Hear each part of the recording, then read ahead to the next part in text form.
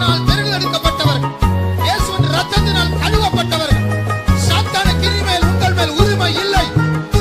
எல்லாமே இயேசு, எல்லாமே இயேசு, எனக்கு எல்லாமே இயேசு. நியாயாதிபதிகளின் புஸ்தகம் 2ஆம் அதிகாரம் 5ஆம் வசனத்தை வாசிப்போம். Let's read from the book of Judges chapter 2 verse 5. அவ்விடத்துக்கு போகிம் என்று பெயரிட்டு அங்கே கர்த்தருக்கு பலியிட்டார்கள். And they called the name of that place Bochim, and they sacrificed there unto the Lord. கர்த்தருடைய ஸ்தோத்திரம். Praise the Lord. தேவன் நமக்கு தந்திருக்கிறதான சந்தோஷத்தின் மூலமாக, விடுதலையின் மூலமாக, நம்முடைய வாழ்க்கையின் மூலமாக அவருடைய அன்பை நாம் புரிந்து கொள்கிறோம். We can understand the love of God by the deliverance and the joy and the gladness that he has given in us in our life. நம்முடைய ஜெபங்கள் கேட்கப்படும் போது, when our prayers are being answered, நம்முடைய தேவைகள் சந்திக்கப்படும் போது, when our needs are met, தேவன் இவ்வளவாய் நம்மை நேசிக்கிறார் என்று அறிந்து கொள்கிறோம். we can understand how much God loves us. ஆனால் however, அதை விட more than நம்முடைய that, வேதனையான சந்தர்ப்பங்களில் தேவன் நம்மை எவ்வளவாய் நேசிக்கிறார் என்று புரிந்து கொள்ள வேண்டும். we should understand the love of God in our most painful state. நாம் சில வேதனைகளின் பாதைகளில் செல்ல வேண்டும். We have to go in the paths of pain. இது தவிர்க்க முடியாத ஒரு காரியம். This is something that we cannot avoid. ஆனால் அந்த வேதனையில் தேவனுடைய அன்பு மறைந்திருக்கிறது. However, in that pain there is the love of God hidden in it. அது இப்பொழுது நமக்கு புரியாது, பரலோகத்துக்கு போன பிறகுதான் நமக்கு புரியும். We cannot understand it now, but when we get to heaven we can understand ஆனால் it. இப்பொழுது இதை புரிந்து கொள்ளுகிறவர்கள் பாக்கியவான்கள். But however, all those who can understand even now, they are most blessed. அப்படிப்பட்டவர்கள் வேதனையிலும் கர்த்தரை துதிப்பார்கள். And such people, even amidst their pain, they will praise the Lord. பைபிள்ல ஒரு வசனம் ஒன்று, புலம்பல் 3ஆம் அதிகாரம் 32ஆம் 33ஆம் வசனங்களில், When we there's a verse in the scripture, Lamentation chapter 3 verse 32 and 33. அவர் மனப்பூர்வமாக நம்மை உபத்திரவப்படுத்த மாட்டார். And he will not persecute us willingly. வாசியுங்கள். அவர் மனப்பூர்வமாய் மனுபுத்திரரை சிறுமையாக்கி சஞ்சலப்படுத்துகிறதில்லை. 32 33. அவர் சஞ்சலப்படுத்தினாலும் தமது மிகுந்த கிருபையின்படி இறங்குவார். அவர் மனப்பூர்வமாய் மனுபுத்திரரை சிறுமையாக்கி சஞ்சலப்படுத்துகிற அவர்தான், ஆனால் மனப்பூர்வமாய் அல்ல. It is he who afflicts us, but he will not do it willingly. அவருக்கு சில காரியங்கள் பிடிக்காது, ஆனால் நாம் வளர வேண்டும் என்றால் அதை செய்துதான் ஆக வேண்டும். Because some things he doesn't like in our life, but however to correct us, he is forced to do something in us. ஏர்போர்ட்டுக்கு போனால் அங்கே சிலர் வெளிநாட்டுக்கு போவார்கள். வெளிநாட்டுக்கு போகிற நேரத்துல பெற்றோர் அழுவார்கள். அழுகிறதுனால போகாத என்று சொல்லி கூப்பிட மாட்டார்கள். அனுப்ப வேண்டும், ஆனால் அழவும் வேண்டும். என்ன செய்வது? If we get to airport, people who are about to travel abroad, they will be inside, but the parents, they will be outside. And because if they go abroad, it will be a very sorrowful thing, and they will cry. And because they cry, it is not that they should not go, they have to go. ஆகையால் அவர்கள் போய் எத்தனையோ வருடங்கள் கழித்து தான் வரப்போகிறார்கள். And after they travel abroad, they are going to return back after so many years. போகிறவர்களும் அழுவார்கள், அனுப்புகிறவர்களும் அழுவார்கள். Even people who travel and people who are left here also, they will cry. இதுபோல ஆண்டவர் சில வேதனையான பாதைகள் நம்மை அனுப்பும்போது நாம் அழுவோம், அவரும் அழுது கொண்டிருப்பார். So also when God leads us in some paths of pain, we also will cry, and also God also will cry along with us. ஏசாயா 63ஆம் அதிகாரத்தில் வாசிக்கிறோம், நம்முடைய எல்லா வேதனைகளிலும் அவரும் வேதனைப்படுகிறார். In Isaiah chapter 63 we read, in all our pains and all our griefs, he also is grieved, and he also feels a pain. எத்தனாவது வசனம்? 63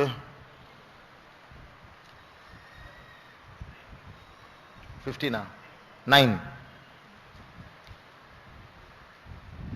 63 9.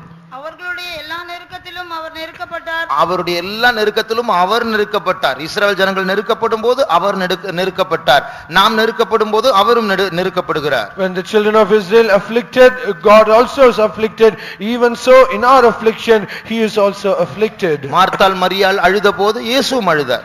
When Mary and Martha cried, Jesus also cried. அதுபோல நாம் துன்பப்படும் போது, நாம் கண்ணீர் வடிக்கும் போது, துக்கப்படும் போது அவரும் அதில் சேர்ந்து கொள்கிறார். அவர் பரம தகப்பன்.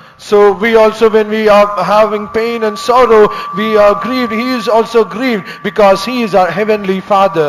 அப்படி ஒரு அழுகை வராவிட்டால் நாம் வளர மாட்டோம்.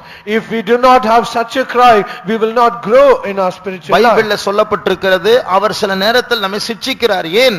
அவருடைய பரிசுத்தத்தின் பங்காளிகளாய் மாறும்படியாக. In the scripture it is said sometimes he chastises us.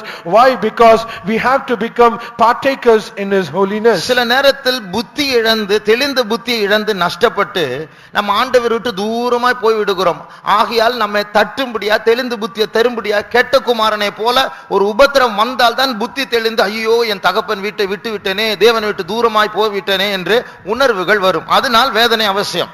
So sometimes if we lose our sober mind and because of that foolishness we go away from God, so God has to give some affliction so that he might bring us back to him, and so that we might get a sober mind, just as the prodigal son, after he went to all parts of affliction, he got this clear mind and returned back to his father. தேவனால் உயர்த்தப்பட்ட எல்லா மனுஷர்களும் சோதிக்கப்பட்டார்கள், சோதிக்கப்படுவார்கள். And all those people of God who have been exalted, they went to the paths of suffering and they had to go and they went there. அந்த சோதனை தான் அவருடைய test. அந்த சோதனையில் pass ஆனால் தான் உயர்வு வரும்.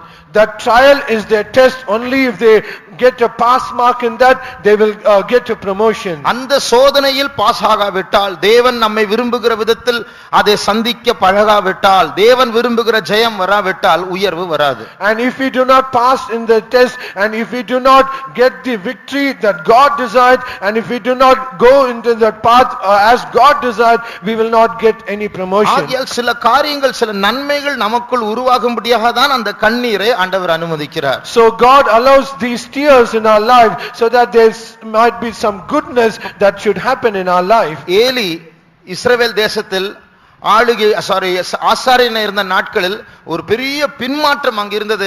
யாரும் தரிசனம் பார்க்க மாட்டார்கள், வேத வசனம் அபூர்வமாய் இருந்தது, இப்படி எல்லாம் சொல்லப்பட்ட காலம் அந்த காலம். When Eli was the priest in the amidst the children of Israel, everything they were in a backsliding state because nobody was able to hear the voice of God, nobody was able to hear the word of God, there is no visions or any prophecies வேதத்தை whatsoever. போதிக்க வேண்டியதான ஆசாரியர்கள், ஏலியின் பிள்ளைகள், அவர்களே துன்மார்க்கர்களாய் இருந்தால் அப்ப ஜனங்கள் எப்படி இருப்பார்கள்? The children of Eli, they are supposed to be the priests and they have to preach the word of God. They themselves were wicked, and how shall it be with the other people? முழு இஸ்ரவேலும் பின்மாற்றத்தில் இருக்கும் பொழுது, When the whole land of Israel were in the backsliding state, இஸ்ரவேலை நடத்த யாரை ஆண்டவர் தேடுவார்? and who will God seek to lead the children of Israel? அப்ப இஸ்ரவேல் ஜனங்கள் மத்தியில் ஒரு குழந்தையை தேட வேண்டும். And among the children of Israel, God has to seek a baby or a child. அந்த குழந்தையை வளர்த்தெடுத்து, அந்த குழந்தை வளரும் போது தேவன் அந்த ஆள் மூலமாக பேசி இஸ்ரவேலை திருத்த முயற்சி செய்ய வேண்டும். And when this child grows, and when it grows older, through this child God has to speak to the children of Israel so that they might be corrected. அதற்காக ஒரு சாமுவேல் பிறக்க வேண்டும். And for that reason a Samuel has to be born. அந்த Samuel சின்ன வயதில் faith கோவிலுக்கு வந்து விட வேண்டும். And that Samuel has to be in the faith home right from his birth. ஆனா எந்த தாய் தன் சொந்த பிள்ளையை ஃபெய்த் ஹோம் கொடுப்பார்கள், கோவிலுக்கு கொடுப்பார்கள்? And what mother will ever give a child or a baby to the faith home? ஆகையால் அந்த தாயே அந்த பிள்ளையை கொடுக்க வைக்க வேண்டும் ஆண்டவர். And so God has to make that mother to give that child willingly அந்த to தாய் the தான் Lord. Annal. And that mother was Hannah. அந்த அன்னாள் பிள்ளையை கொடுக்க வேண்டும் என்றால் அதற்கு ஆண்டவர் ஒரு சோதனை அனுபவிச்ச கற்பத்தை அடைத்து விட்டார். And so that God has to give the child to Hannah, God has to send a trial, and he closed the womb of Hannah. எத்தனை வருஷம் கண்ணீர் வடித்தாலும், எத்தனை முறை ஃபெய்த் ஹோமுக்கு போனாலும், எத்தனை ஜெபங்கள் செய்தாலும் ஜெபம் கேட்கப்படவில்லை. How many times she went to the faith home, how much soever she prayed, and her womb was closed. உடனே ஒரு ஜெபம் ஜெபிச்சா. கடைசி அத்தனை வருஷம் கழித்து ஒரு ஜெபம் ஜெபிக்கிற, ஆண்டவரே எனக்கு குழந்தை கொடுத்தால் நான் ஊழியத்துக்கு கொடுக்கிறேன். And after so many years Hannah was forced to pray the last prayer saying, "Oh Lord, if you could give me a man child, and I will willingly give him to you, O Lord." அன்றைக்கே பூட்டு திறக்கப்பட்டது. அந்த பொருத்தனை தான் சாவி.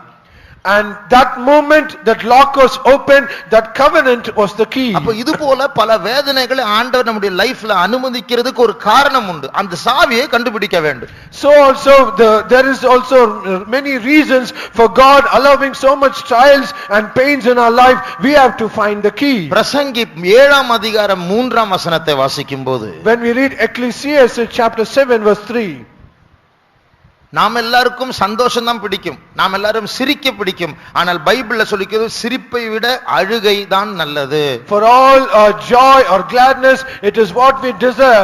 But in the scripture, it is said, getting sorrowful is joy. ஒரு உலக பிரகாரமான ஒரு ஃபங்க்ஷனுக்கு ஒரு களிப்புள்ள சந்தோஷமுள்ள ஒரு வீட்டுக்கு போவதை பார்க்கலாம் துக்க வீட்டுக்கு போவது நல்லது. And better is that we go to the house that is sorrowful than we go to the house of merriness. வாசிங்க. நகைப்பை பார்க்கிலும் துக்கிப்பு நலம். நகைப்பை பார்க்கிலும் துக்கிப்பு நலம். Sorrow is better than laughter. ஏன்? Why? இது அங்கதான் நம்முடைய புத்தி தெளிவா இருக்கும். Then only our mind can be sober. அப்போ ஏனென்றால் கர்த்தர் நமக்கு எல்லாருக்கும் ஒரு நித்திய நகைப்பை வைத்திருக்கிறார். Because God has kept for each and every one an eternal laughter. அந்த நித்திய நகைப்பு நம்மை விட்டு எடுபடாத நல்ல பங்கு, அதுதான் இந்த யூத் கேம்பினுடைய தலைப்பு. And that eternal laughter is the good part that cannot be taken away from us. That is the topic of the youth camp. அந்த நித்திய நகைப்பு நமக்கு வேண்டும் என்றால் இன்றைக்கு நாம் அழ வேண்டும். And if at all, if we have to get that eternal laughter, today we have to cry. நாம் எல்லாரும் ஏகமாய் கெட்டு போனவர்கள்.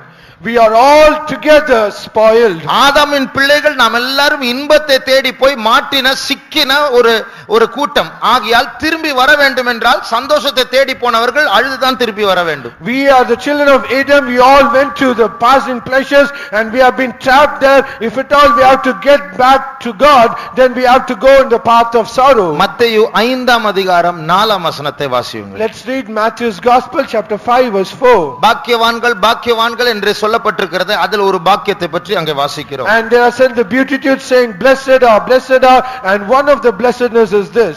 துயரப்படுகிறவர்கள் பாக்கியவான்கள், அவர்கள் ஆறுதல் அடைவார்கள். துயரப்படுகிறவர்கள், இங்கிலீஷ்ல blessed அது that mourn, அழுது கொண்டிருக்கிறவர்கள் பாக்கியவான்கள், அவர்கள் ஆறுதல் அடைவார்கள்.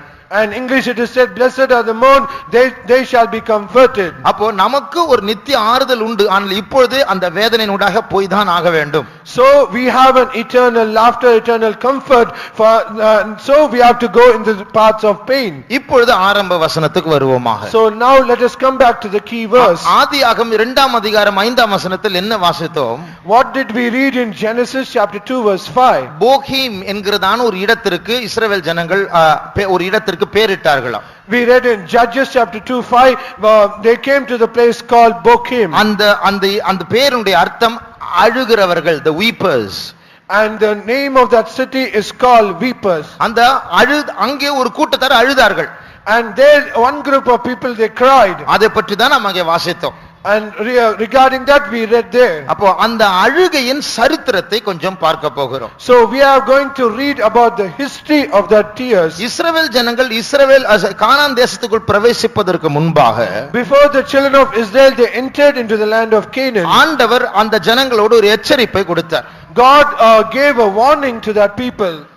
நீங்கள் சந்திக்க போகிற ஜாதிகள், அவர்களோடு நீங்கள் பொருத்தனைகளை செய்யக்கூடாது, அவர்களை அந்த ஊரில் வைக்க கூடாது, அவர்களை அந்த ஊரை விட்டு துரத்த வேண்டும். The people that you are going to meet, you are not supposed to make any covenant whatsoever. You shall not allow them to remain in that land. You should drive them away. இப்படிப்பட்ட வேத பகுதிகளை இஸ்லாமியர்கள் அவர்கள் எடுத்து பைபிளே வன்முறை இருக்கிறது, ஆண்டவர் சொல்லுகிறார் விடாதே, அடி, கொல்லு, இப்படி எல்லாம் சொல்லுகிறார், இதெல்லாம் கடவுள் சொல்லலாமா என்று விமர்சனம் செய்கிறார்கள். Such scripture portion the Islamists they take for their discussion, and they said even in Bible there is said violence is said, they have to kill, they have to drive, they have to slew. ஏன் அந்த ஊரில் இருக்கிற ஆட்களை கொல்ல வேண்டும் என்று ஆண்டவர் சொல்லுகிறார்? Why is it God says you have to destroy the people of that land? ரெண்டு காரணங்கள் உண்டு. There are two reasons. எல்லாரையும் நேசிக்க வேண்டும், உலகத்தில் இவ்வளவாய் அன்பு கூர்ந்தார் என்று இயேசு சொன்னாரே, அந்த ஆண்டவர் ஏன் இவர்களை விடாதே, இவர்களை துரத்து என்று சொல்லுகிறார்? God who said you should love everyone, and he who said that, why is he saying that you shall not allow those people to remain, you should destroy them? ரெண்டு காரணங்கள். Two reasons. ஒன்று, ஆதியாகமம் 15ஆம் அதிகாரத்தில் ஆண்டவர் சொல்லுகிறார், எம்மோரியர் அதாவது கானான் தேசத்தில் குடியிருக்கிறவர்களுடைய அக்கிரமம் இன்னும் நிறைவேறவில்லை. One reason is Genesis chapter 15 we read there's a nation called Amorites because their iniquity is not completed. அதனுடைய அர்த்தம், இப்பொழுது துரத்துங்கள் என்று சொன்னால் அவருடைய அக்கிரமம் நிறைவேறி இருக்கிறது, நிறைவு அடைந்திருக்கிறது. இதற்கு மேல் அந்த தேசத்தில் அவர்களை வைக்க முடியாது. அவர்களுடைய நியாய தீர்ப்பை உங்கள் மூலமாய் செலுத்த போகிறேன். துரத்து. When he says you shall drive them out now, then it means that their iniquity is being perfected or completed and no more they should be allowed to live there, and he said drive them out. இந்த மழை விட இந்த வசனம் தான் முக்கியமானது. அதனால நம்முடைய mind ஸ்ட்ராங்கா இருந்தா அதை கவனிக்காம வசனத்தை கவனிக்க வேண்டும். More than this rain, this word is stronger, so our mind should not be deviated or distracted, so let us concentrate. அப்ப அந்த 7 ஜாதிகள் 31 ராஜாக்களினுடைய அக்கிரமம் நிறைவேறினது என்று சொன்ன பூர்ணம் அடைந்த போது இஸ்ரவேலரை அனுப்பி அவர்களை துரத்து என்று சொல்லுகிறார். When the iniquity of the 7 nations and 31 kings are completed, then to pronounce judgment upon them, God sends the children of Israel to drive them out. ஏனென்றால் அந்த தேசம் தேவனால் தெரிந்து கொள்ளப்பட்ட தேசம், குடிகளை வாந்தி பண்ணுகிற தேசம். தீட்டுப்படுத்தினால் அந்த தேசமே அவர்களை கக்கி போடுமாம். Because that land is the selected land of God, and if that land gets defiled, but those people it will be defiled, so these nations have to be driven out. ஆகையால் ஆண்டவர் இஸ்ரவேல் ஜனங்களை பார்த்து சொல்லுகிறார், உங்கள் மூலமா அவர்களை வாந்தி பண்ண போகிறேன், நீங்களும் ஜாக்கிரதையா இருங்கள். நீங்கள் தேசத்தை தீட்டுப்படுத்தினால் உங்களையும் வாந்தி பண்ணி போடுவேன் என்று சொல்லுகிறார். So God said to the children of Israel, through you I am going to spew that nation out of that land, so you also should be careful, because if you also mingle along with them, I have to be forced to spew you out. அவர்களோடு நீங்கள் சேராதிருங்கள், அவர்களோடு பொருத்தனைகளை செய்ய வேண்டாம், நட்பு வைக்க வேண்டாம் என்று சொல்வதற்கு, துரத்துங்கள் என்று சொல்வதற்கு இரண்டாவது காரணம் உண்டு. And there is another second reason. So when he says you should not mingle along them, you should not go along with them, because I will spew you out. அந்த தேசத்தார், அந்த குடியினர் ஆராதித்து வந்த தேவர்கள் பிசாசுகள். And the gods that nations they worship, they are nothing but the devils. அப்ப அந்த பிசாசுகள் இந்த அவர்களுடைய அந்த அந்நிய ஜனங்கள் மூலமா இஸ்ரவேல் ஜனங்களை தாக்க கூடாது. And these devils, through that heathen people, they should not defile or afflict the children of Israel. இஸ்ரவேல் தேசத்தினுடைய தேவன் யெகோவா தேவனும் அந்த 7 ஜாதிகளுடைய தேவர்களும் சத்துருக்கள். And the God Jehovah, the God of Israel, and the devils, the God of the heathen people, they are both enemies to each other. அந்த பிசாசுகள் அந்த ஜாதிகளை முற்றிலுமாய் ஆட்கொண்டு இப்பொழுது அந்த ஜனங்கள் அந்த பிசாசுகளுடைய நிறைவை அடைந்திருக்கிறார்கள். And these devils, they have controlled the nations, and because of these devils, the nations have completed or they perfected in iniquity. ஆகையால் ஆண்டவர் சொல்லுகிறார், நீங்கள் அங்க போய் அவர்களோடு ஒப்பந்தம் செய்தால் அவர்களுடைய தேவர்கள் இவர்கள் மூலமா உங்களை தாக்கி என்னிடத்திலிருந்து பிரித்து விடுவார்கள். So when you, the children of Israel, when you go to the nation and you make compromise with them, and if you go like that, you will also be defiled, and you shall become an enemy to me. அதே நியாயாதிபதிகள் 2ஆம் அதிகாரம் 2, 3 வசனங்களை வாசிப்போம். The same book of Judges chapter 2 verse, let's read verse 2 and 3. நீங்கள் இந்த தேசத்தின் குடிகளோட உடன்படிக்கை பண்ணாமல் உங்கள் பலிபீடங்களை இடித்துவிட கடவீர்கள் என்று சொன்னேன். ஆனாலும் என் சொல்லை கேளாதே போனீர்கள். ஏன் இப்படி செய்தீர்கள்? ஆகையால் நான் அவர்களை உங்கள் முகத்திற்கு முன்பாக துரத்துவதில்லை என்றேன்.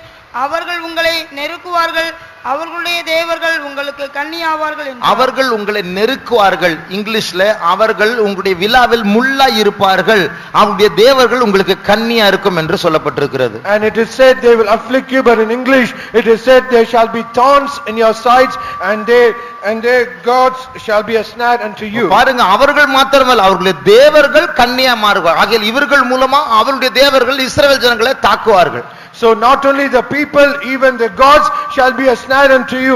The meaning is by these gods they shall attack the children of Israel. முதலாவது வசனத்தில் கர்த்தருடைய தூதன் கில்காலில் இருந்து போகீம் என்கிற இடத்திற்கு வந்து இந்த செய்தி இஸ்ரவேல் ஜனங்களுக்கு சொல்லுகிறார். And the first verse we read, and the angel of the Lord came up from Gilgal to Bochim, and he says this message to the children of Israel. இந்த தூதன் பரலோகத்திலிருந்து இறங்கி வந்த தூதன் அல்ல, கில்காலில் இருந்து போகீமுக்கு வந்த தூதன். This angel is not an angel who descended from heaven, but he came from Gilgal to Bochim. அந்த அர்த்தம் என்ன?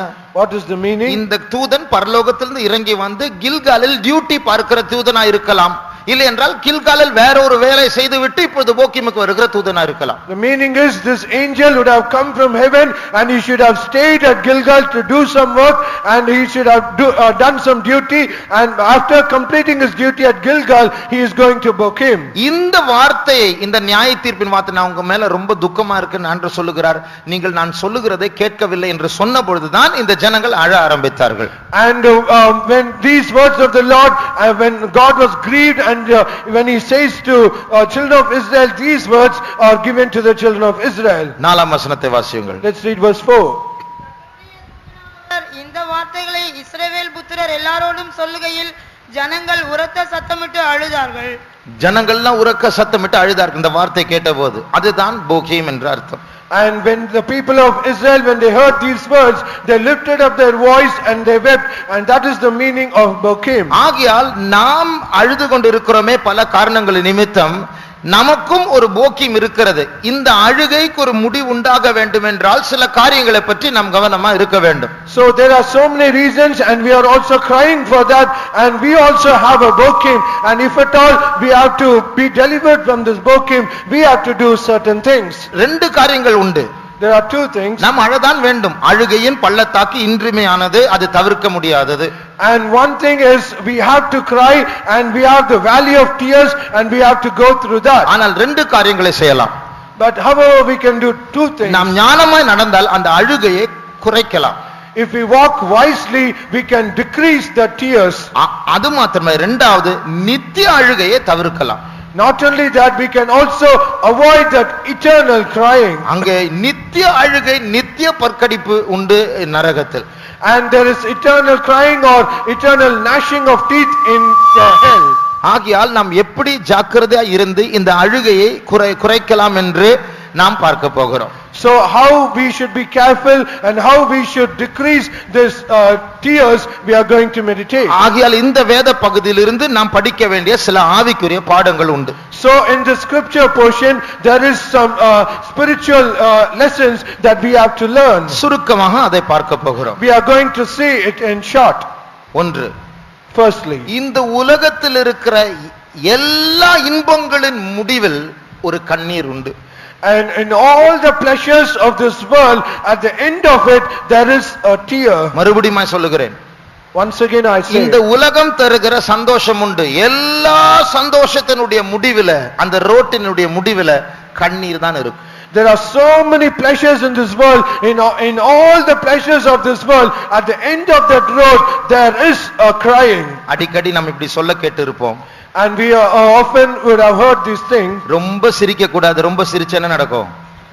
கடைசியில் அழுகை வரும். We should not laugh very much, because at the end of that laughter there will be tears. ஆனா தேவனுடைய சந்தோஷத்துல அப்படி கிடையாது. But however, in the joy of the Lord, nothing of that sort is there. ஆனால் உலகம் தருகிற எல்லா சந்தோஷத்தின் முடிவு அழுகைதான். But however, in all the joy and the pleasures that the world is giving us, there is a crying. C.S. Lewis என்கிறதான ஒரு ஆவிக்குரிய ஒரு ஞானி இப்படி சொன்னார். There is a spiritual man, a man of God called C.S. Lewis. He said like this: God cannot give you a happiness apart from himself because it does not exist. தேவனுக்கு அப்பாற்பட்ட ஒரு சந்தோஷத்தை தேவனால் கொடுக்க முடியாது. கொடுக்கக்கூடிய ஒரே சந்தோஷம் தேவன் அவரே தான். ஏனென்றால் அவரை தவிர வேற சந்தோஷம் இல்லையா.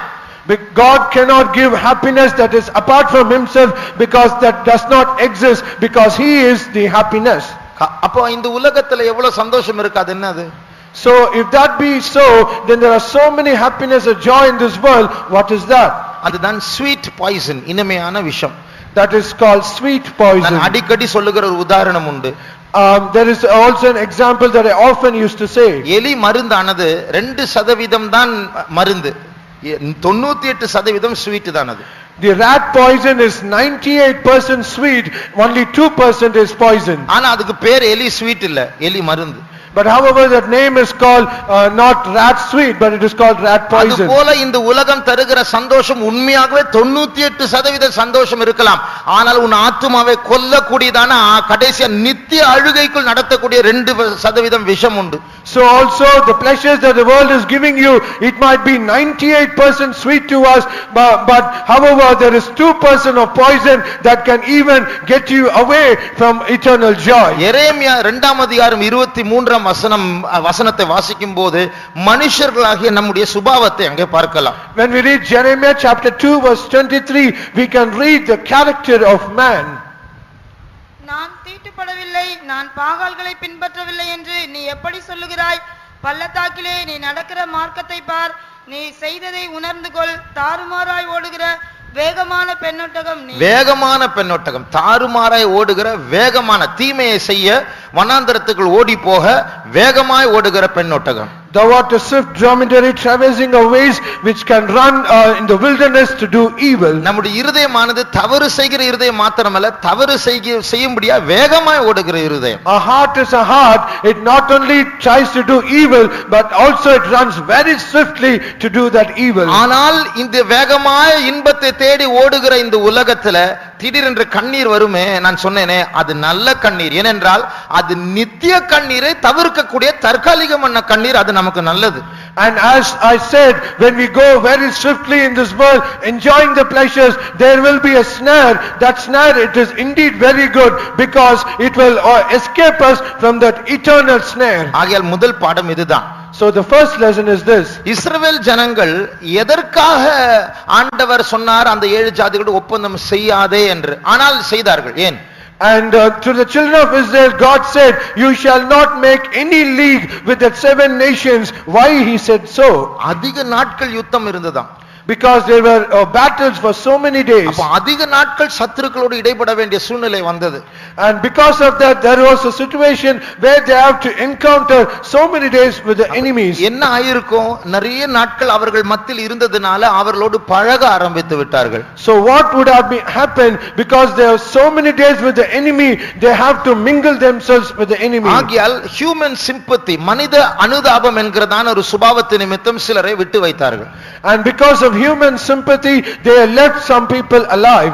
அதுதான் ஆண்டவர் சொன்னார், நான் சொல்வதை கேட்காமல் மனுஷர்களை நேசித்து அவர்களை பிரியப்படுத்தும்படியாக அவர்களை துரத்தாமல் உங்கள் மத்தியில் விட்டு வைத்தீர்களே, இது உங்களுக்கு கன்னியாய் மாறும். And that is what God said, you have left some people alive and you did not do what I said, and you loved people and you have transgressed my commandment, and that has become your snare. அது நிமித்தம் தான் இந்த இஸ்ரவேல் ஜனங்கள் போகீம் என்கிற இடத்தில் அழுதார்கள். அது நல்ல அழுகை, அவர்களை மனம் திரும்ப வைக்கிற அழுகை, நான் செய்தது தவறு என்று ஒத்துக்கொள்ளுகிற ஒரு அழுகை. And that is the reason the people of children of Israel, they cried at Bokim. That is a very good cry because they have turned back to the Lord. ஆகையால் இப்படி நம்மை அழ வைக்கிற சில சந்தர்ப்பங்கள் உண்டு. அது நாம் ஆண்டவருடைய பாதை விட்டு விலகினதான சந்தர்ப்பங்கள் திருப்பி கொண்டு வருகிறதான அழுகை. And there are so many times where God has made us to cry because it is a path where it does not take away from God, however it draws us towards God. இரண்டாவது, Secondly, நம்மை திருத்த இந்த ஒரு வேதனை போதாது, பல வேதனைகள் ஆண்டவர் அனுமதிப்பார். and to correct us, this single pain or one pain is not adequate, but there is needed many pains that God has to allow. ஏன் தெரியுமா? Why? நாம் தீவிரமாய் வேகமாய் ஓடுகிற பெண்ணொட்டகம் மாத்திரமல்ல, அதுல பிடிவாதமாய் இருக்க, தவறு செய்வதில் பிடிவாதமானவர்கள். Not only we are swift dromedaries to run to do that evil, also we are adamant and we are so stubborn in doing that evil. ஒரு தண்டனையினால், ஒரு சிக்ஷையினால், ஒரு வேதனையினால் நம்முடைய இருதயம் படிக்காது. By one chastisement, but one trial, our heart will not learn the lesson. எனக்கு ஞாபகம் இருக்கு, நான் 6ஆம் கிளாஸ் படிக்கும் பொழுதே கெட்ட வார்த்தைகளை பேச ஆரம்பித்து. I do still remember while I was studying in class 6, I started to speak bad words. என்னுடைய பிரின்சிபல் என்னை முழு கிளாஸுக்கு முன்பாக என்னை கன்னத்தில் ஒரு 30-40 முறை அடிச்சிருப்பாங்க அன்னைக்கு ஒரே நாள்ல. And my principal, before all the classmates, she would have slapped at least 30 to 40 times. முழு ஸ்கூல்ல எல்லா கிளாஸுக்கு போய் என்னுடைய பேரை சொல்லி நான் சொல்ற வரைக்கும் இவங்கிட்ட பேசக்கூடாதுன்னு போய் சொன்னாங்க எல்லா And class. through the whole school, to every class, she went to every class and said, such and such person, you should not speak to him. ஒரு வருடம் கழித்து மறுபடியும் கெட்ட வார்த்தைகள் பேச ஆரம்பித்தேன். And after 1 year also, again I started to speak bad words. அந்த வேதனை மறந்த போது, அந்த தண்டனையை மறந்த போது, மனதை விட்டு போகும்போது மறுபடியும் பாவம் தன்னுடைய படத்தை எடுக்கும். When I forgot that pain and when I forgot that suffering, then afterward this sin, it will start to come up. நியாயாதிபதிகள் 2ஆம் அதிகாரம் 19ஆம் வசனத்தை வாசியுங்கள். Let's read Judges chapter 2 verse 19.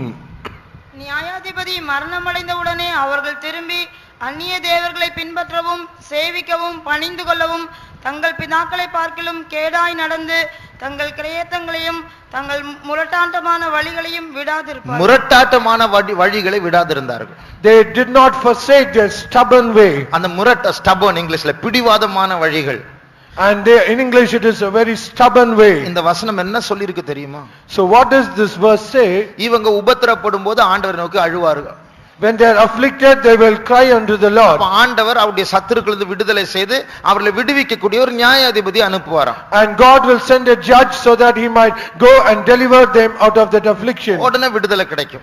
And they will get the அந்த deliverance. நியாயாதிபதி உயிரோடு இருக்கிற வரைக்கும் கொஞ்சம் அப்படியே அடங்கி இருப்பாங்க.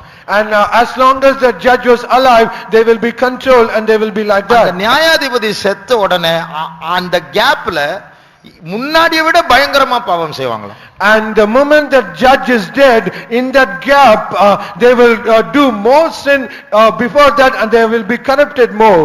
அவர்கள் மாத்திரமல்ல, நாம் எல்லாரும் அப்படிதான். Not only they, every one of us like that. ஆகையால் நம்மை திருத்துவதற்கு ஒரு சோதனை அல்ல, ஒரு நீண்ட சோதனை வேண்டும் அல்லது பல சோதனைகள் வேண்டும். So to correct us, it is not one trial is enough. There has to be multiple trials or a long trial to correct us. 23ஆம் வசனத்தை வாசியுங்கள். Let's read verse 23. அதற்காக கர்த்தர் அந்த ஜாதிகளை யோசுவாவின் கையில் ஒப்புக்கொடாமலும் அவர்கள் சீக்கிரமாய் துரத்தி விடாமலும் விட்டு வைத்தார். பாருங்கள், அந்த ஜாதிகளை துரத்தி விடாமல், சீக்கிரமாய் துரத்தி விடாமல் விட்டு வைத்தார். அது அர்த்தம், எத்தனையோ நாட்கள் பிறகு பார்த்து இயேசுவின் காலத்தில் அந்த ஜாதிகள் எல்லாம் இல்ல, துரத்தி விட்டார். ஆனால் எத்தனையோ ஆண்டுகள் அவர்கள் கூட இருந்தார். ஏன்?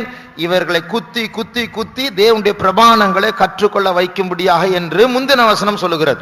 And the previous verse says, the Lord purposely left all those nations and he did not drive them hastily because they have to be corrected more, and it took so many years for all these nations to be driven, and at the time of Jesus these nations were not so.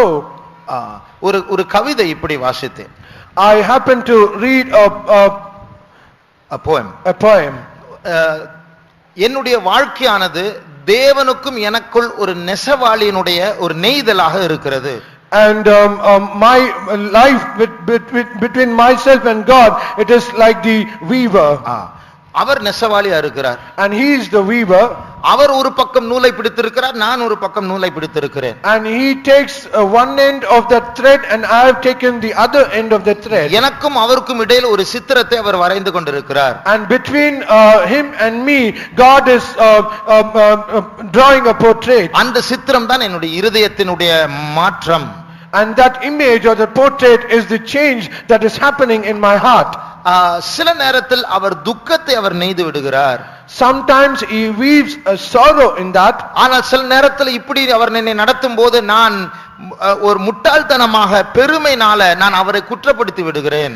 But however, because of my foolishness and because of my pride, I blame or accuse God because of this. அந்த கவிதை சொல்லுகிறது, நான் யோசிக்காத காரியம் என்னவென்றால் அவர் மேலிருந்து அந்த சித்திரத்தை பார்க்கிறார், நான் கீழ்ப்பகுதியை தான் பார்க்கிறேன், எனக்கு உருவம் தெரியாது.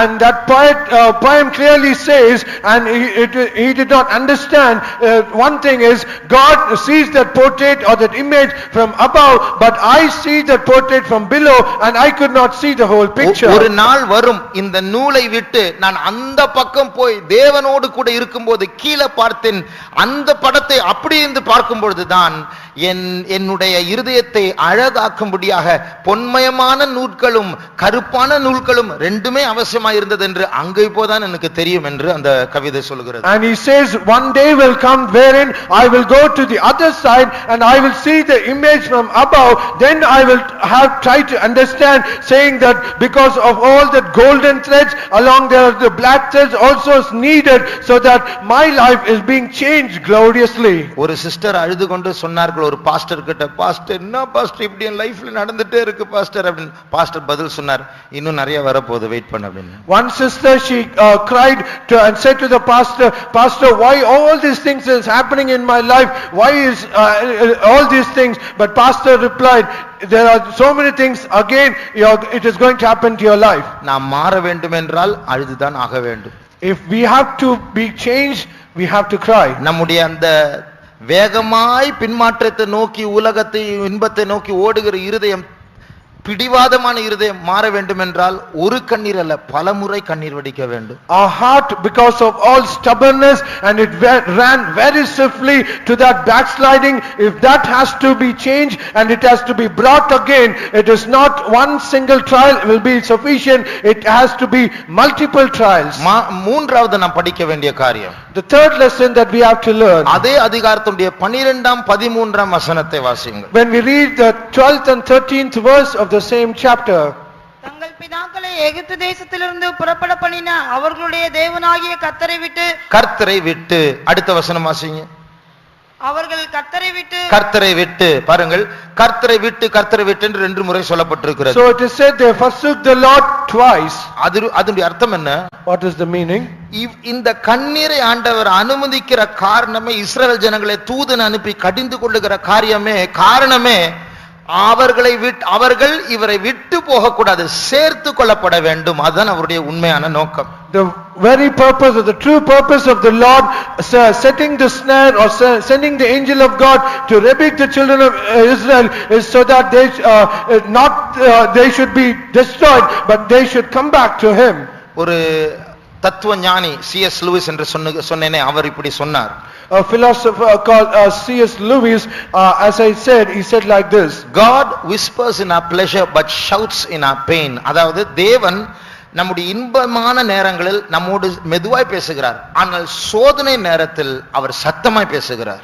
God whispers at our pleasure but he shouts at pain, because when we go in the trials, God whispers. அங்க போகாதே அப்படின்னு சொல்வதற்கும் அங்க போகாத என்று சொல்வதற்கு ஒரு வித்தியாசம் இருக்கு. So there is a difference, saying the tone is different when you say you should not go there and you should not go there in a very high tone. அந்த இரண்டாவது சத்தம் ஒரு ஆபத்தை சொல்லுகிறது. ஒன்று நீ குழிக்குள் விழுவாய், இல்லை என்றால் நான் அடிப்பேன். Because the second tone, which is of a higher degree, it says that there is a danger when you go further, and he warns us.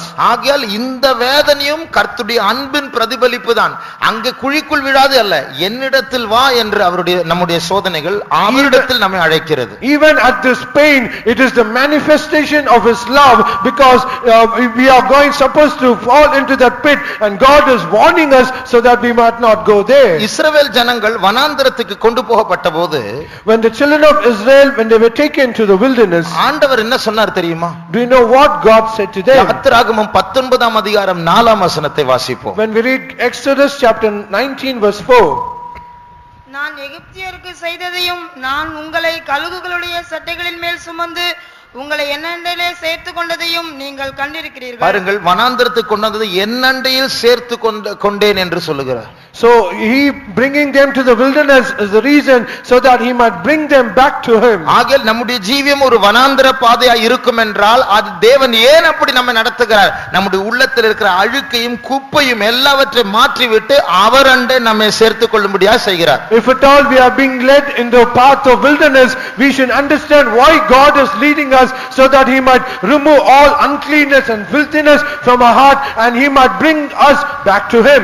சமீபத்தில் ஒரு சகோதரி இப்படி சாட்சி அவருடைய வாழ்க்கையை பற்றி சொன்னார்கள். Recently a sister, she shared events that happened in her life. நம்முடைய சபையில் உள்ள விசுவாசி, she is a believer in our church. ஆனா கல்யாணம் வெளியே நடந்தது. However, she was married outside of church. வெளியே நடந்து போய் பின்மாற்றத்துக்குள்ள போய் விட்டது வாழ்க்கை. and she had the marriage outside and her life was in a backsliding நாங்க state. ரெண்டு பேர் நானும் புருஷனும் சினிமாவுக்கு போயிருக்கிறோம், குடிச்சிருக்கிறோம், ரெண்டு பேரும் குடிச்சிருக்காங்க. And she said, myself along with my husband, we went to cinema and we also drunk alcohol. இப்போ பயங்கர சண்டை, ரெண்டு பேரும் பிரிஞ்சிட்டாங்க. But now there is so many strife between them and they are divided. அப்ப ஊழியக்காரர்கள் எல்லாம் பேசி பேசி கடைசியாக அவளும் மறுபடியும் புருஷன் வீட்டுக்கு போயாச்சு. போய் அவன் புருஷன் மாமனார் மாமியார் எல்லாம் நீ போ வீட்டுக்கு போ என்று சொல்லி பயங்கர சண்டை அடிச்சு. அவள் நான் போகவே மாட்டேன், செத்த அங்கதான் சாவே என்று சொல்லி பிடிவாதமா நின்றாள்.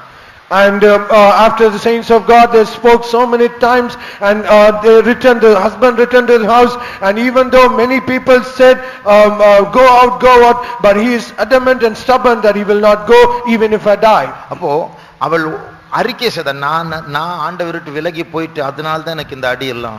And she confessed said because I went away from God and God chastised me and that is the pain that I am enduring. அவ சொல்றாய், அந்த வீட்டுக்குள்ள இதுவரைக்கும் லைஃப்ல கிடைக்காத அபிஷேகம் எனக்கு கிடைச்சது. And now she said she has received that anointing that she had not received hitherto. அப்ப அந்த கூட இருந்தவங்க நடிக்கிறப்ப ஜெபிக்கிறவன் நடிக்கிற அப்படின்னு சொன்னாங்க. And people along with her they mocked at her saying she is acting. ஆனா சொல்றேன், நான் இதுலயும் நான் சந்தோஷமா இருக்கிறேன். And she said even at this I am glad. நான் மாறணும், என் புருஷனை நான் மனப்பூர்வமா நேசிக்கணும்னு ஜெபம் பண்ணுங்க. And she said I have to change, I have to love my husband truly, please pray for me. பாருங்க, இன்பத்தை நோக்கி ஓடி வேதனை சந்தித்து அந்த வேதனை ஆண்டவர் அண்டை அவளை திருப்பி கொண்டது. குடும்பத்துக்கு மாத்திரமல்ல, ஆண்டவர்கிட்டயும் கொண்டு வந்தது. And she went in search of that happiness and joy, and because she had the trial and because of that pain, she not only came to the family but also she came to the Lord more closer. உண்மையை சொல்ல போனார், நம்முடைய சந்தோஷமான நேரங்களை விட துக்கமான நேரங்களில் தான் ஆண்டவர் அதிகமா நம்மிடத்தில் நெருங்கி இருப்பார். To be honest, more than in the times that we are joyful, God is more closer when we are afflicted or in a painful state. போகீம் என்கிறதான அந்த கண்ணீரின் பாதையின் நோக்கம் ஆண்டவர் அனுமதிக்க நோக்கம் தம்மண்டை நம்மை சேர்க்கும்படியாக. The very purpose the Lord allows that state of Bochim, the experience of tears, is that he might bring us closer to him. நாலாவது, fourthly, நாம் எல்லாரும் சேர்ந்து ஆண்டவரை மனப்பூர்வமாய் நேசிக்க வேண்டும் என்றால், அவரை சேவிக்க வேண்டும் என்றால், if all together we join ourselves and we have to worship and serve the Lord willingly and wholeheartedly, நமக்கு வல்லமை வாய்ந்த கண்டிப்பான நடத்திப்புக்காரர் வேண்டும். we surely need a powerful and a strict leading. இரண்டாம் அதிகாரம், அதே நியாயாதிபதிகள் இரண்டாம் அதிகாரம் 7ஆம் வசனத்தை வாசிக்கும் போது, when we read Judges chapter 2 verse 7, யோசுவாவின் காலத்தில் அவர்கள் கர்த்தரை சேவித்தார்கள். and they served the Lord in the days of Joshua. ஆனால் 9ஆம் 10ஆம் வசனங்கள்லாம் வாசிக்கும் போது அவர் மரித்த பிறகு மறுபடியும் பின்மாற்றத்துக்குள் போய்விட்டார்கள். However, when we read in verse 9 and 10, after Joshua died, they went back away from God. அதனுடைய அர்த்தம் என்ன? What is the meaning? நம்முடைய நடத்திப்புக்காரர் ஸ்ட்ராங்காக கண்டிப்பாக ஆவிக்குரியவர்களாக இருந்தால் சபை முழுவதுமாக காக்கப்படும், ஆண்டவரை எல்லாரும் சேவிப்பார்கள். And if our leaders are strong and they are strict to us, then the whole church, they will serve the Lord and they will be obedient to the Lord. இவர்கள் இந்த ஆண்ட காலத்துடைய பேர் நியாயாதிபதிகளின் காலம். இவர்கள் ராஜாக்கள் அல்ல, நியாயாதிபதிகள். And the dispensation that these people lived, it is not called the days of the kings, but it is the days of the judges. நியாயாதிபதி என்று ஜட்ஜ் என்று சொன்னால் நன்மைக்கும் தீமைக்கும் உள்ள வித்தியாசத்தை பகுத்தறிந்து பிரிக்கக்கூடிய ஒருவர். When we say a judge, he is a person who can discern between good and evil and he can judge rightly. அவர் தீமையை ஒழித்து நன்மையை ஸ்தாபிக்க வேண்டியவர்கள். And he is a person who has to supposed to destroy the evil and he should establish the good. இது போல ஆண்டவர் நம்முடைய நடத்திப்புக்காரரை காக்க வேண்டும். கர்த்தருடைய கிருபையினால நல்ல நடத்திப்புக்காரரை கர்த்தர் நமக்கு தந்திருக்கிறார். Truly by the sheer grace of God, God has given very good leaders and He has protected us hitherto. ஆகையால் தான் நாம் எல்லாரும் காக்கப்படுகிறோம். And because of that one reason we are being protected. அடிக்கடி அவர்களை ஜெபத்தில் தாங்கினால் அவர்கள் நம்மை நன்றாய் நடத்துவார்கள். கர்த்தரை நாம் நன்றாய் சேவிக்கலாம். And often when we remember them in all our prayers, then God will protect them and through them we also will be protected. இப்பொழுது அப்படி உட்கார்ந்து கண்களை மூடுவோமாக. So as we are seated, let us close our eyes. நாம் கொஞ்சம் ஒரு 50 ஸ்தோத்திரம் பண்ண போகிறோம். We are going to offer 500 praises. ஆண்டவர் நம்முடைய நடத்துப்புக்காரரை பலப்படுத்த வேண்டும். God should strengthen our leaders. ஆண்டவர் நம்முடைய நடத்துப்புக்காரரை நன்றாய் கண்டிப்போடு அன்போடு நம்மை நடத்த நம்மை பலப்படுத்த வேண்டும். God should strengthen all our leaders so that they might lead us strictly as well as lovingly. அதற்காக கர்த்தரை ஸ்தோத்திரிப்போம். Let us praise our God. ஸ்தோத்திரம் ஸ்தோத்திரம் ஸ்தோத்திரம் ஸ்தோத்திரம் ஸ்தோத்திரம் ஸ்தோத்திரம் ஸ்தோத்திரம் ஸ்தோத்திரம் ஸ்தோத்திரம் ஸ்தோத்திரம் ஸ்தோத்திரம் ஸ்தோத்திரம் ஸ்தோத்திரம் ஸ்தோத்திரம் ஸ்தோத்திரம் ஸ்தோத்திரம் ஸ்தோத்திரம். நம்முடைய 3 தலைமை பாஸ்டர்மாரை கர்த்தர் பலப்படுத்தும்படியாய் ஸ்தோத்திரிப்போம். ஸ்தோத்திரம் ஸ்தோத்திரம் ஸ்தோத்திரம் ஸ்தோத்திரம் ஸ்தோத்திரம் ஸ்தோத்திரம் ஸ்தோத்திரம் ஸ்தோத்திரம் ஸ்தோத்திரம். நம்முடைய சென்ட்ரல் பாஸ்டர் அம்மிச்சியை கர்த்தர் பலப்படுத்தும்படியாய் ஸ்தோத்திரிப்போம். ஸ்தோத்திரம் ஸ்தோத்திரம் ஸ்தோத்திரம் ஸ்தோத்திரம் ஸ்தோத்திரம் ஸ்தோத்திரம் ஸ்தோத்திரம் ஸ்தோத்திரம் ஸ்தோத்திரம். மவுண்டில் இருக்கிற ஊழியக்காரர்களை கர்த்தர் பலப்படுத்தும்படியாய் ஸ்தோத்திரிப்போம். ஸ்தோத்திரம் ஸ்தோத்திரம் ஸ்தோத்திரம் ஸ்தோத்திரம் ஸ்தோத்திரம் ஸ்தோத்திரம் ஸ்தோத்திரம்.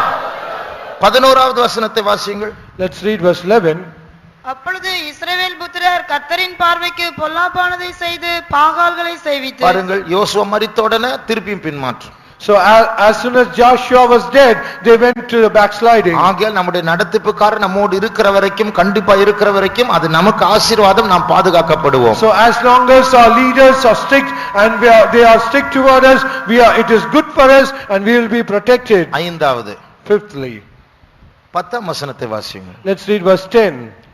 அக்காலத்தில் இருந்த அந்த சந்ததியார் எல்லாரும் தங்கள் பிதாக்களுடன் சேர்க்கப்பட்ட பின்பு கர்த்தரையும் அவர் இஸ்ரவேலுக்காக செய்த கிரியையும் அறியாத வேறொரு சந்ததி அவர்களுக்கு பின் எழும்பிற்று. பாருங்கள், கர்த்தரை அறியாத வேறொரு சந்ததி அவர்களுக்கு பின் எழும்பினது. அவர்கள் தான் தீமை செய்து பாகாலை தொழுது கொள்ள ஆரம்பித்தார். And we see another generation that knew not the Lord, and it is those people who worked against the Lord. இது போல நம் மத்தியில் அடுத்த தலைமுறை எழும்பிக் கொண்டிருக்கிறது. So also in our midst there are the next generation rising. அவர்கள் தான் நம்முடைய வாலிபர்கள், நம்முடைய பிள்ளைகள். Those are the people who are our youths and our children. இந்த வசனத்தில் வாசித்தது போல கர்த்தரை அறியாதவர்களாக, சபையை கெடுக்கிறவர்களாக, இஸ்ரவேலின் பின்மாற்றத்துக்கு காரணமாய் அவர்கள் அந்த அடுத்த தலைமுறை, அதுபோல நம்முடைய பிள்ளைகள் மாறக்கூடாது. And as this generation who knew not the Lord, and those are the generation which corrupted themselves against the Lord, and so also there are people, the young people and the children, they should not become like that. இப்போ அடுத்த வாரம் வாலிபர்களுக்காக தான் youth camp. And in this week it is for those young people we have the youth camp. ஒரு admission ஃபீ கிடையாது, எல்லாமே free தான். லட்சக்கணக்கான ரூபாய் ஊழியக்காரர்கள், விசுவாசி எத்தனை பேர் அங்க போய் இரவும் பகலும் வேலை செஞ்சிட்டு இருக்கிறாங்க. And there is no admission fee, there is no any kind of fee, and there are so many lakhs of rupees being spent, and so many servants of God and believers, they are laboring day and night there. ஏன்? Why? அடுத்த தலைமுறை பாதுகாக்கப்பட வேண்டும். Because the next generation should be protected. 2 மாசம் project குறிப்பு நம்முடைய சபையில வாலிபர்களுக்காக. எதற்காக? ஆண்டவர் அதை மாற்ற விடவில்லை. அடுத்து இந்த மாதம் வேற பாயிண்ட் சொல்லி இருக்க வேண்டும், ஆனால் ஆண்டவர் மாற்ற விடவில்லை. எதற்காக? வாலிபர்கள் பாதுகாக்கப்பட வேண்டும். And for 2 months the prayer project point is that we should pray for our young.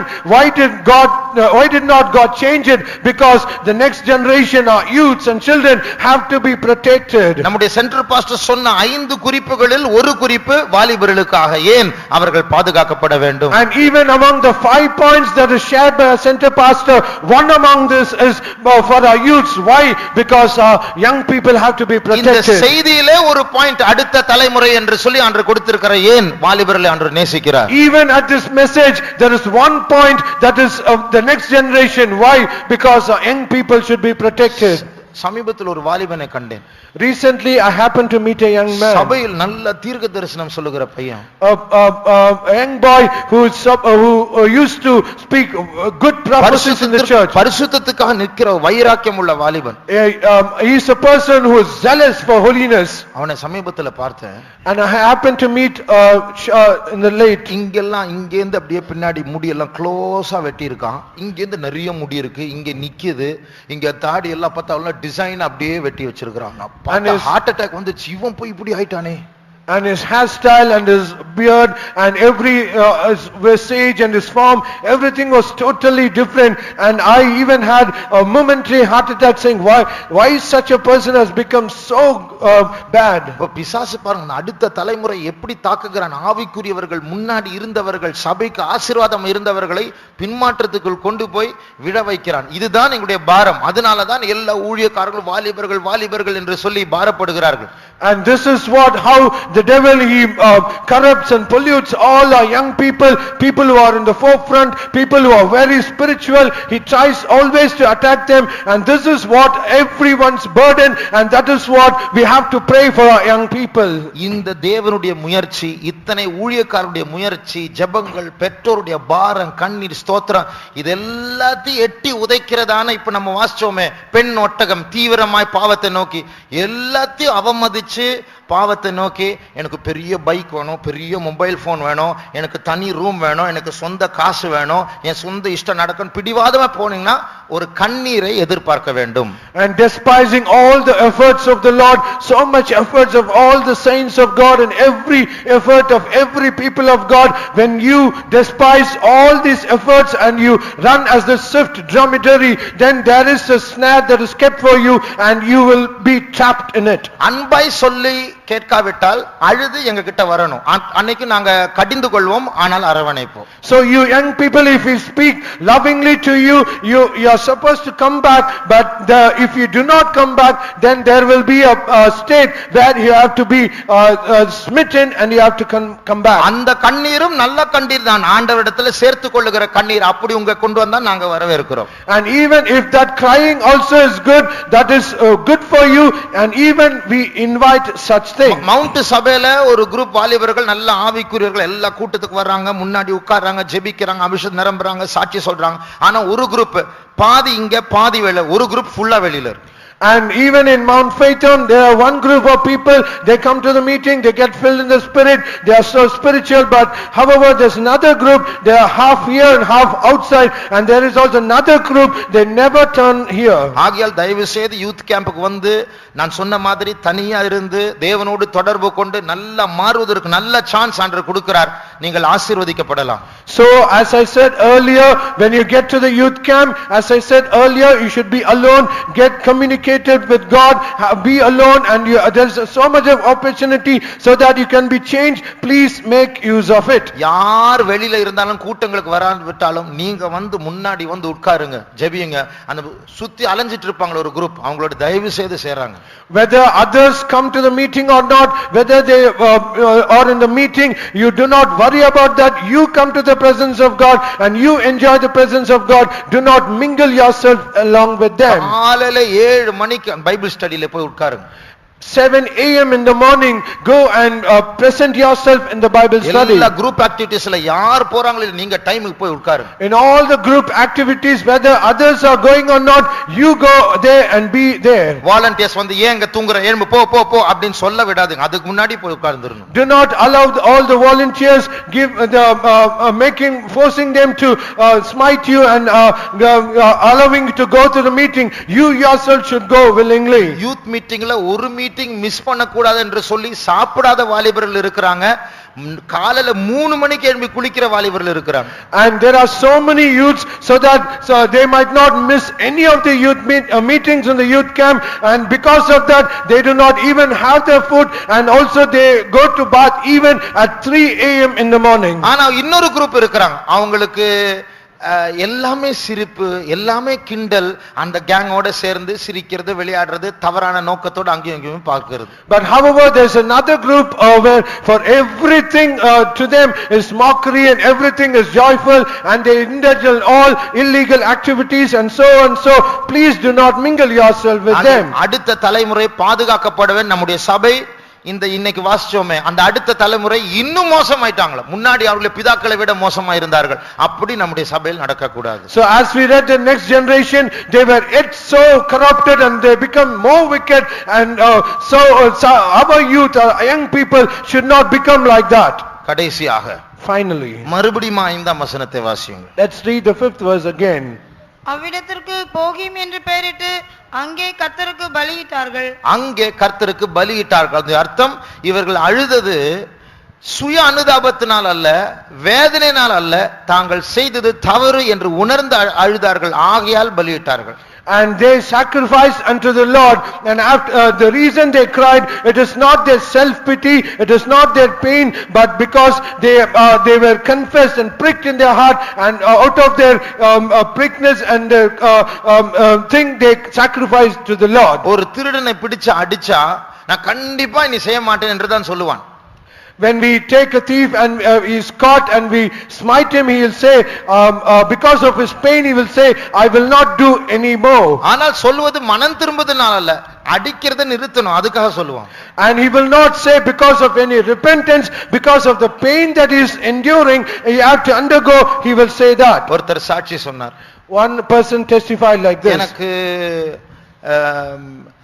Police station என்று சொன்னால் டீ கடை மாதிரி, எனக்கு ஜெயிலுன்னு சொன்னா பீச் மாதிரி அப்படின்னு சொன்னார். And he said, police station to me is a tea shop and prison is like a beach to me. அத்தனை முறை போயிட்டு வந்திருக்கிறார். Because he went there so many times. சமீபத்தில் வாசித்தேன், ஒருவர் 1000 முறை ஜெயிலுக்கு போயிட்டு வந்தார்.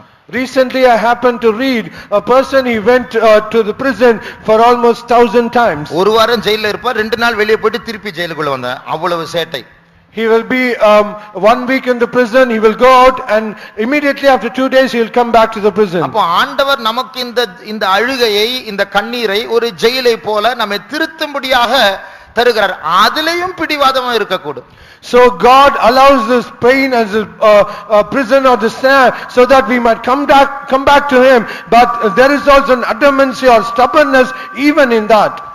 ஆனால் அதில் ஒரு சின்ன குரூப் இருந்தார்கள், அவர்கள் உண்மையாய் அழுது தேவனுக்கு அவர்கள் ஆராதனை செய்தார்கள், பலியிட்டார்கள். However, even among that group, they really repented and confessed their faults and sins to God, and they cried, and because of that they sacrificed. இந்த அழுகையின் மூலமாக நம்ம எப்போது என் கண்ணீர் தீரும் என்று நம்ம அவசரப்படாமல், ஆண்டவரே நான் மாற வேண்டும் என்று நாம் ஜெபிக்க பழக வேண்டும். So in this crying, in this pain, we should not pray to the Lord, oh Lord, when this tears will be over, we should not pray like that, but we should still say, oh Lord, I have to change more. நம்முடைய கண்களை மூடுவோம். Let us close our eyes. கர்த்தர் நம் மத்தியில் இருக்கிறார்.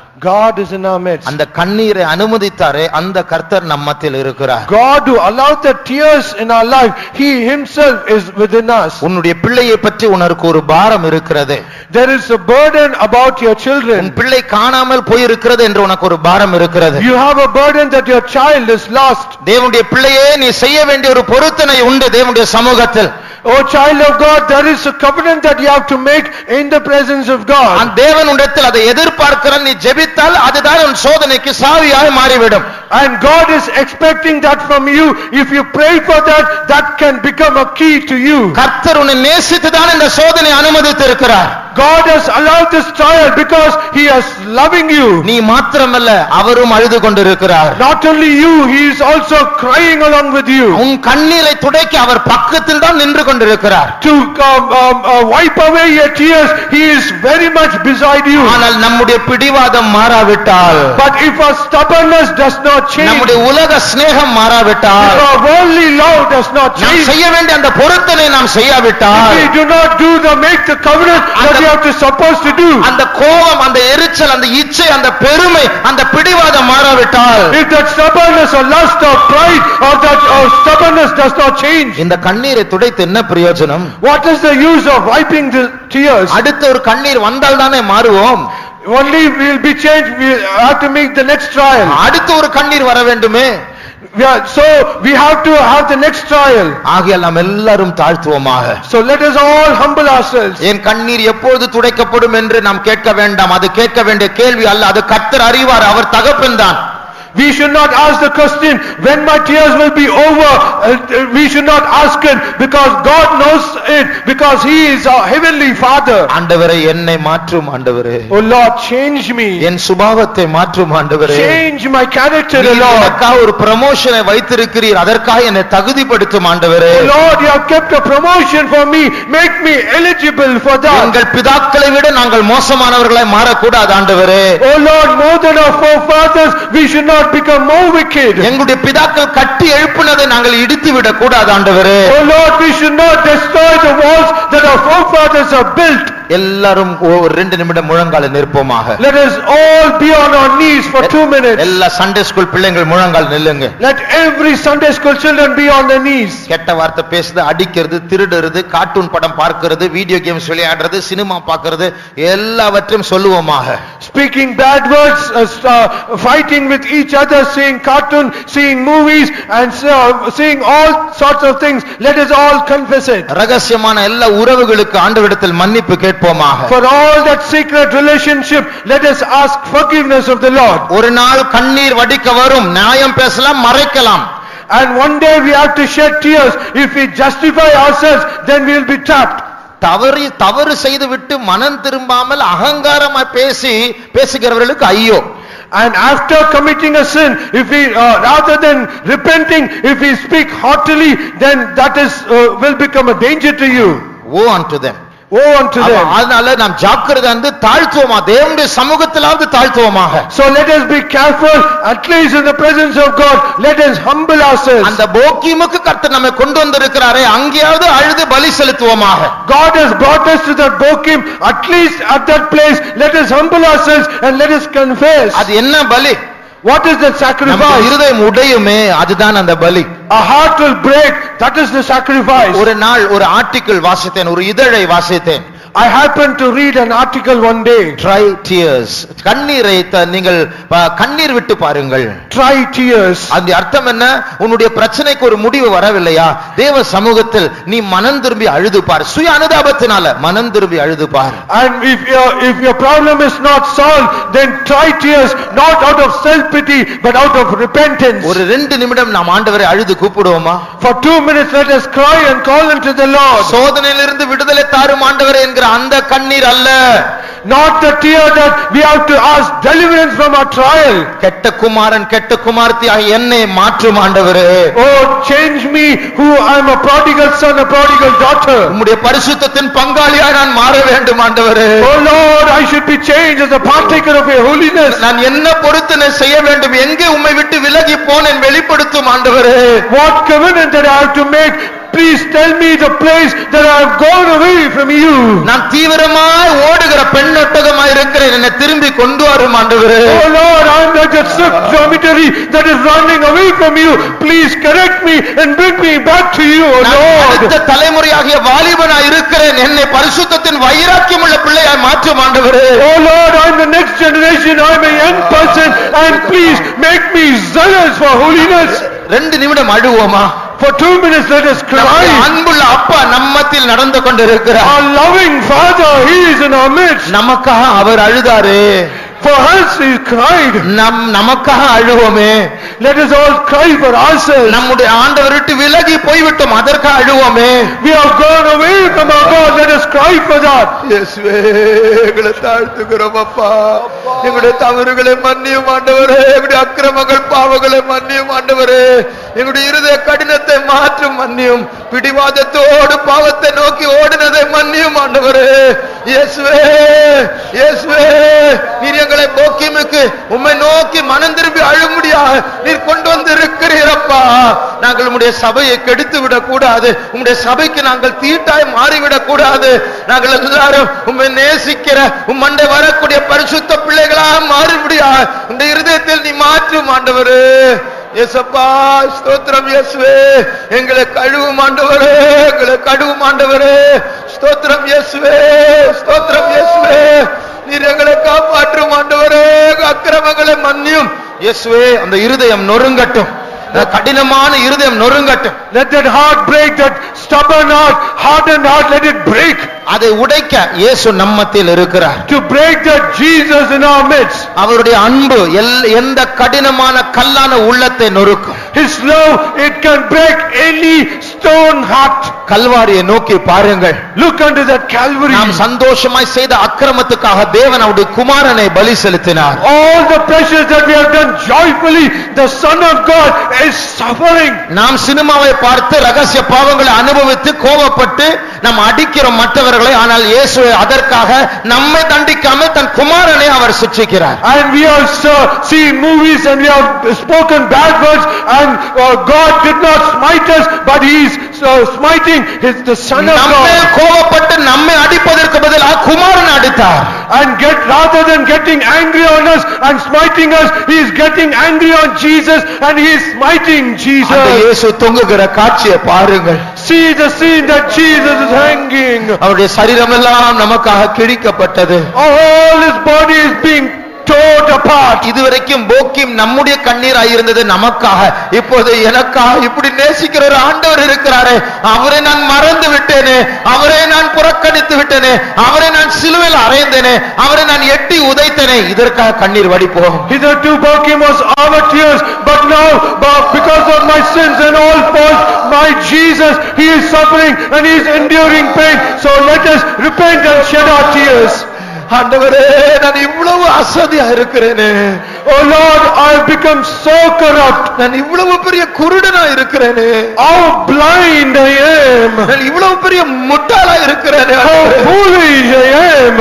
நான் இவ்வளவு கடினமா இருக்கிறேனே ஆண்டவரே. How hard and how stubborn I am. மன்னியும் அப்பா. Please forgive me, Lord. ஏற்றுக்கொள்ளும் ஆண்டவரே. Accept me, O Lord. அந்த உடைந்த உள்ளம் தான் ஆண்டவர் விரும்புகிறதான பலி. And such a broken heart is what God desires. அதை அவர் அசட்டை பண்ண மாட்டார். He will not despise it. இயேசுவே, mercy Jesus, இயேசுவே. Heavenly Father, forgive us. Heavenly Jesus, forgive us. Holy Spirit, have mercy on us, Jesus, இயேசுவே. கிருபை தாரும் ஆண்டவரே.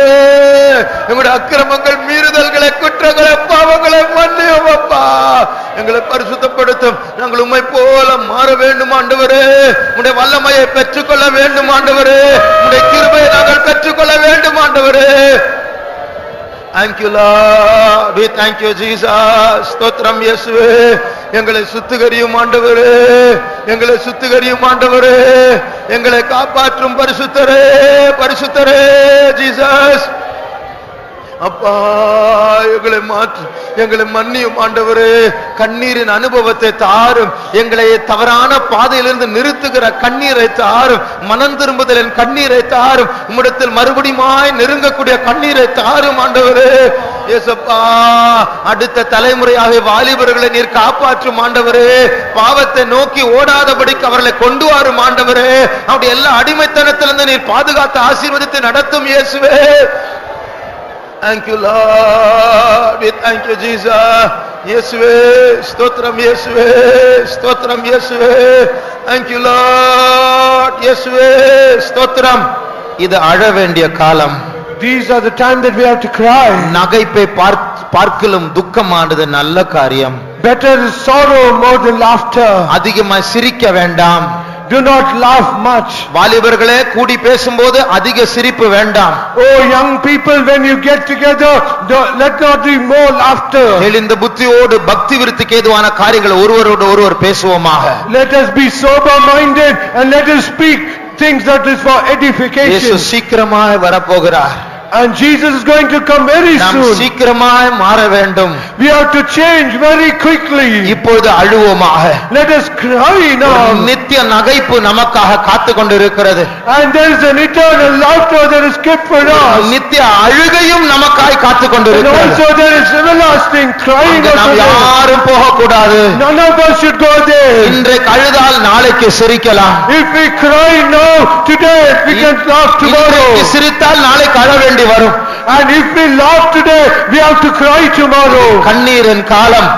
This is the days of tears. ராக்காலங்கள் விழித்திருக்க வேண்டிய காலம். These are the days we have to wake in the night. இருதயம் உடைய வேண்டிய காலம். These are the days where heart should be broken. நெஞ்சை அடித்து ஆண்டவரை தேட வேண்டிய காலம். And these are the days we have to smite our breast and seek the Lord. தாழ்த்த வேண்டிய காலம். These are the days we have to humble. ஆண்டவருடைய காலை பிடிக்க வேண்டிய காலம். These are the days we have to hold on the feet of Jesus. ஆண்டவரை பிடித்து ஜெயம் எடுக்க வேண்டிய காலம். These are the days we have to hold on to God and we have to pray. போராடி ஜெயிப்போமாக. Let us strive and pray. நம்முடைய இருதயத்தை உடைக்க நம்முடைய பலவீனங்கள் நமக்கு உதவி செய்ய ஆவியானவர் நமக்குள்ள இருக்கிறார். And the Spirit of God is with us so that He might help us in our infirmities. இந்த போக்கியமின் கண்ணீரின் அனுபவம் எனக்கு வேண்டும் என்று சொல்லுகிறவர்கள். And all those who desire that I need the experience of Bokim. வேதனையால் வருகிற கண்ணீர் மாத்திரமல்ல. Not only the tears because of pain. கர்த்தர் மேல் உள்ளதான அன்பு நிமித்தம் வருகிற கண்ணீர். And the tears because of the love that I have of God. மாற்றத்தில் இருக்க என்று உணர்கிற கண்ணீர். Understanding tears that I am in backsliding. பாவங்களை மன்னியும் என்று அறிக்கையிடுகிற கண்ணீர். Tears where we say forgive my sins. இயேசுவே நான் உம்மை நேசிக்கிறேன் என்று சொல்லக்கூடிய கண்ணீர். The tears where we say Jesus I love you. அவர் என்னை நேசிக்கிறார் என்று உணரக்கூடிய கண்ணீர்.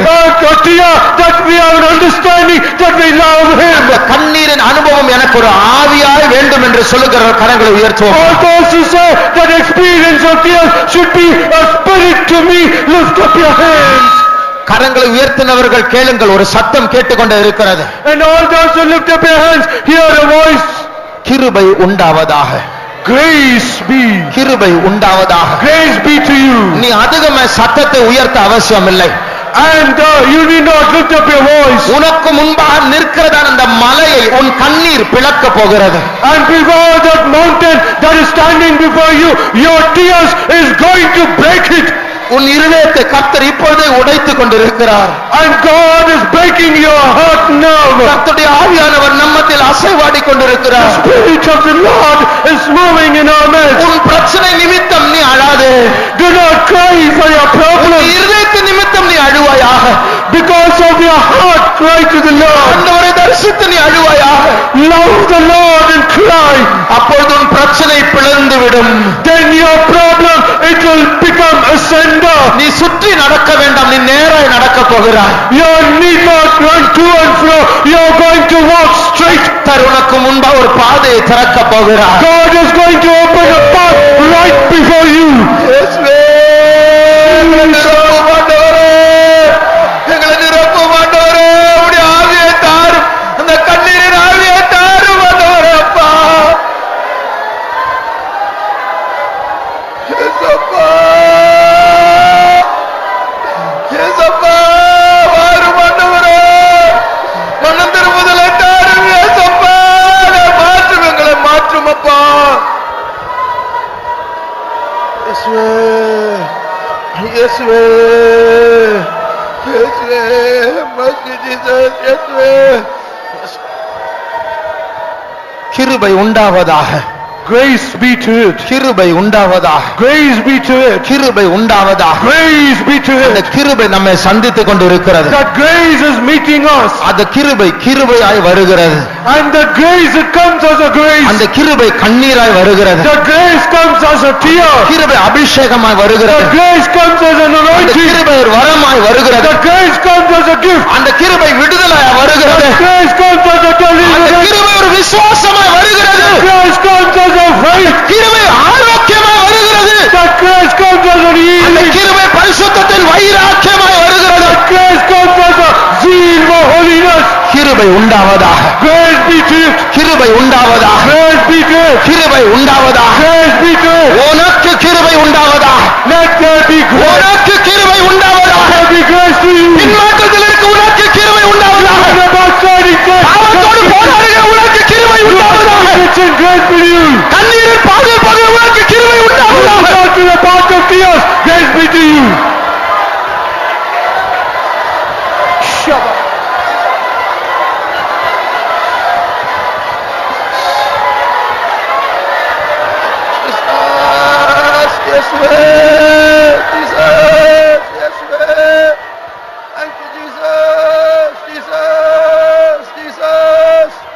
Thank you, Jesus. We praise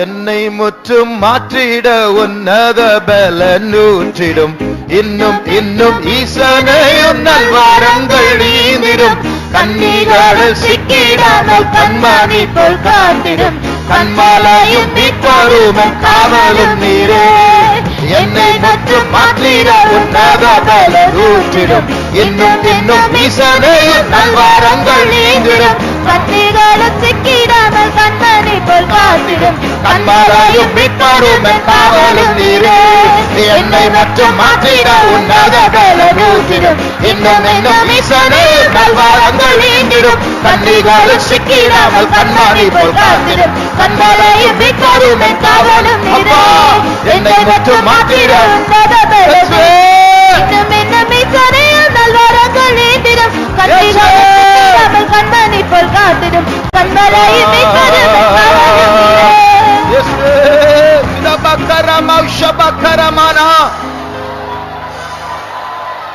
Jesus, thank you, Jesus, thank you, Jesus. Amen. Yeswe, ஸ்தோத்திரம், Yeswe, ஸ்தோத்திரம். எல்லாரும் கண்களை மூடுங்கள், யாரும் கண்களை திறக்க வேண்டாம். Let all close their eyes, do not open your eyes. எல்லா சண்டே ஸ்கூல் பிள்ளைகள் கண்ணை மூடுங்க. கர்த்தர் உங்களுக்கு ஒரு அபிஷேகத்தை தர போகிறார். All Sunday school children close their eyes. God is going to give you an anointing. அவர் என்னுடைய மீட்பராய் இருக்கிறார். He is my redeemer. பாவ குழியில் விழுந்து கிடக்கிற பின்மாற்றத்தின் குழியில், வியாதியின் குழியில், அவசுவாசத்தின் குழியில், அதைரியத்தின் குழியில் விழுந்து கிடக்கிற என்னை தூக்கி எடுக்கிற மீட்பர். And he is a redeemer who redeems out of the pit of sin, in backsliding, in all things that I have. அவர் என்னை கண்மலையில் நிறுத்துகிறவர். He makes to stand me on the rock. இனி நான் தடுமாறுவதில்லை. No more I will stagger. என் கால்களை அவர் ஸ்திரப்படுத்துகிறவர். He will establish my feet. இனிமேல் எந்த போராட்டத்தை வந்தாலும், So whatever persecutions come, என் காவல் அவரே. He is my refuge. என் கண்மலை, என் மீட்பர், என் காவல் அவரே. He is my rock. He is my redeemer. He is my rock. மறுபடியும் இதை பாட போகிறோம், ஒரு முறைதான். We are going to sing this chorus once again. ஆனால் கர்த்தர் இந்த நேரத்தில் பெரியவர்களுக்கும் சிறியவர்களுக்கும் வாலிபர்களுக்கும் ஒரு அபிஷேகத்தை வைத்திருக்கிறார். However, God has kept an anointing for the old, the young and the children. அடுத்த தலைமுறை கவனியுங்கள். The next generation, listen. பிதாக்களை விட மோசமாகாதபடிக்கு கர்த்தர் ஒரு அபிஷேகத்தை தர போகிறார். And more than your forefathers, God is going to give an anointing to you. உங்கள் மூலமாய் நீங்கள் ஒப்பு கொடுத்தால் உங்கள் மூலமாய் சபையை கர்த்தர் மாற்றுவார். You will submit yourself, but through you, God is going to change the whole church. என்னை முற்றும் மாற்றிட உன்னத பலனூற்றிடும் இன்னும் இன்னும் ஈசனே நல்வாரங்கள் நீந்திடும் கண்ணீர்களும் சிக்கிடாமல் கண்மணி போல் காத்திடும் கண்மாலையும் மீட்பரும் காவலும் நீரே என்னை முற்றும் மாற்றிட உன்னத பலனூற்றிடும் இன்னும் இன்னும் ஈசனே நல்வாரங்கள் நீந்திடும் கண்ணீர்களும்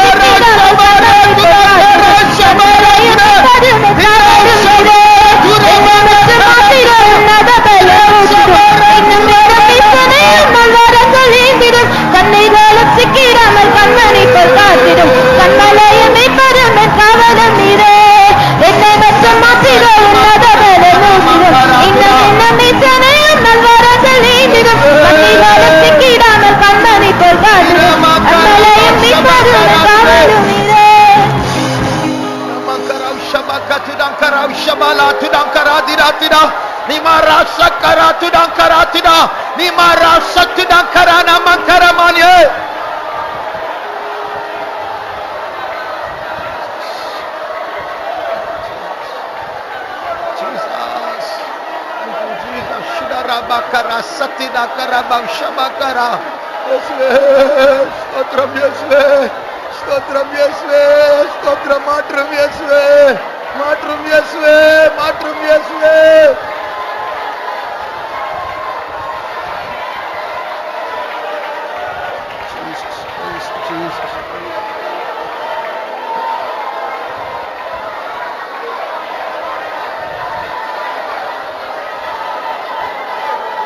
கர்த்தருடைய சமூகத்துக்காய் ஸ்தோத்திரிப்போம்.